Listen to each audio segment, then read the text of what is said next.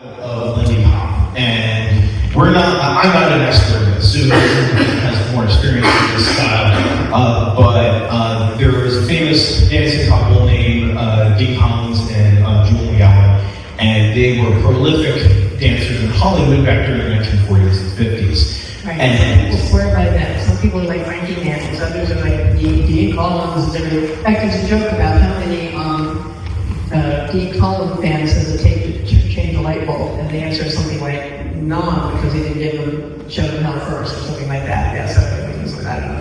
So it's very cute. So they're real big Dee Collins people. There aren't as many as there are Frankie Danny people, but the people that are into Dee are really into Dee. But all of them, right? Yeah. So now what we're going to be doing is we're going to be changing the swing out to a swing out that's closer to it. I'm not going to say I'm doing a Dee Collins swing because I'm not that good, but I'm going to say that we're doing something that is inspired by him. And is you start from open position, and we're not doing a rock step. So yeah, so we're going to go 1, 2, 3, and 4, 5, 6, 7, 8. Yep. 1, 2, 3, 7, 8. It's sharp for a follow. Yeah, I like it because for songs that have more energy to them, it helps kind of display that energy. And also, if you're showing off for a camera, it gives you more face time because you can.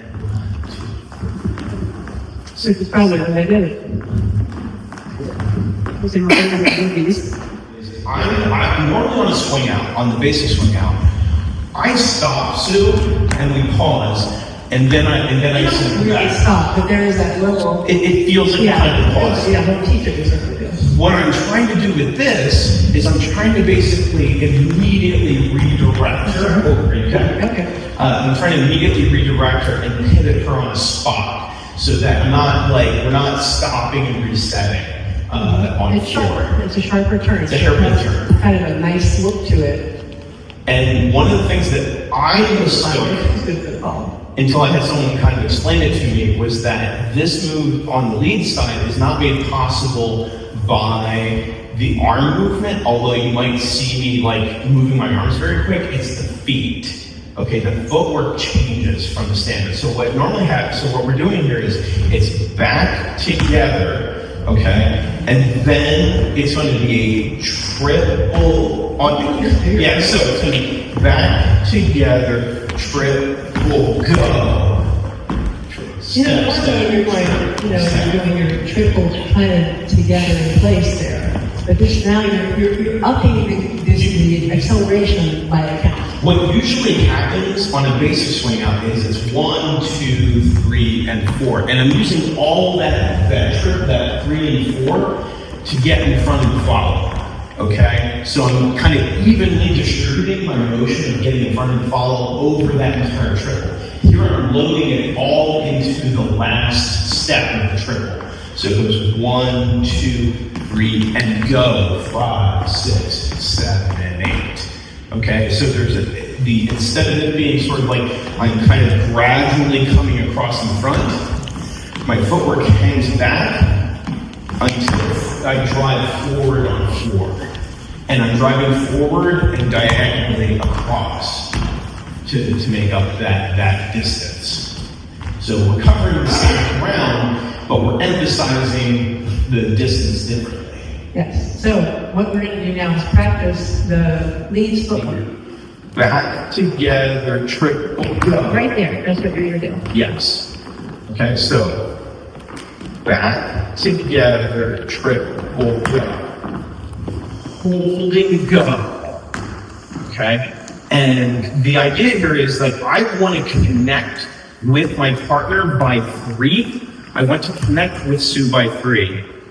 1, 2, 3, and 4, 5, 6, 7, and 8. So that when I'm driving forward on 4, I've already begun to turn her, and it's not a shock to her system that she's being launched out the other side. It's actually fun. It feels nice. Yeah, it's good for the follow.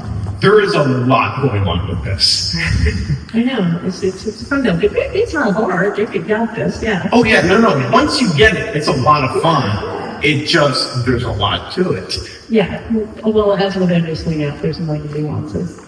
So let's do that. We're like, oh, I'm already being sent out. It's like we're sent out before we're ready for it, or we think we are, but then we're going, oh, that's not. But it is like a flip too. You want that to flip to turn your follow. So right here, I'm turned. Right, it's not, there's no pause for me. I come up to here, and then I'm immediately flipped to go backwards. Like boom, hopefully. So that's the part where we get our little wow factor. 1, 2, 3, 2, what's that? Is the lead pulling on the legs? Okay, like if you're looking at it, and I made this mistake too, it looks like there's a lot of arm going on here. Now you need to have that strong connection, but not like I'm not muscling through this with my arm. No, it doesn't. I don't feel forced at all. I feel But just how like does what's the cue to the follower then? nothing. You The just connection. Yeah. You have a good connection. Yeah, If you do not have a good connection, this move will not work. Right. Okay. So Right. 1, 2, I'm connected here. Okay. And then 3 and launch. 6, 7. That, because of the pause of that part. Yeah, it may be a little bit, but it's 1, 2, 3, and 4, 5, 6, 7, 8. Let's try doing this part. Let's go 1, 2, 3 in. All right, so we're here. Okay? Let's do- 1, 2, 3. No. Yeah, you're actually going to say 1, 2, 2, stay 3. right there. Yeah. Until there. Yeah, it's so like I'm 1, 2, load and go. Okay. But it's like the right hand needs to be on the follow back at least by 3 inches, not a little You sooner. might need to come up a little bit to get. You might need to come a little bit more, you might need to have the lead be a little more assertive in terms of getting the follow down here. So like I said, I am driving back with my legs to create this motion for Sue to come in. 1, 2, 3, and go. 5, 6, 7, 8. Okay, I'm not pulling in with my arm. I'm pulling in with my lats and my legs. Okay, so it's a very based type of lead in. Okay, let's do it some more. Yep, squared up, and then we pull in like this, and then we have to get off the line and get out of the way. What I want you to do is, instead of being square, blade your stance just a little bit, okay? So like what I mean by that is you have your right foot kind of behind your left a little bit, and then you're still facing your partner, but I want your left shoulder a little bit in front of your right. And the reason for this is when we go back 1, 2, it kind of gives space for the follow to come straight in. If we're squared up, then we kind of feel like we have to get off the line like this. If we're bladed, then the follow kind of like slips in to us as we're coming in. Like there's a difference between standing like this way and standing like this way to your partner. And I want you to just kind of like be a little bladed when you're coming back.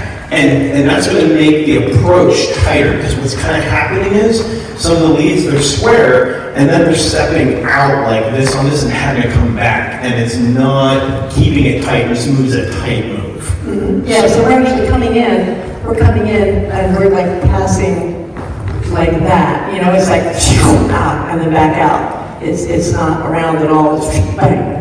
So if you like, you start square and then you take a little half step back and you kind of sit your weight in your head. Now you're bladed. Okay, so now when you pull in, you're pulling in with a lot more of your legs, and the follow, because you're bladed, can pass that much closer to you. Okay, and so it's a stronger pull in and it's a tighter approach. So I want you to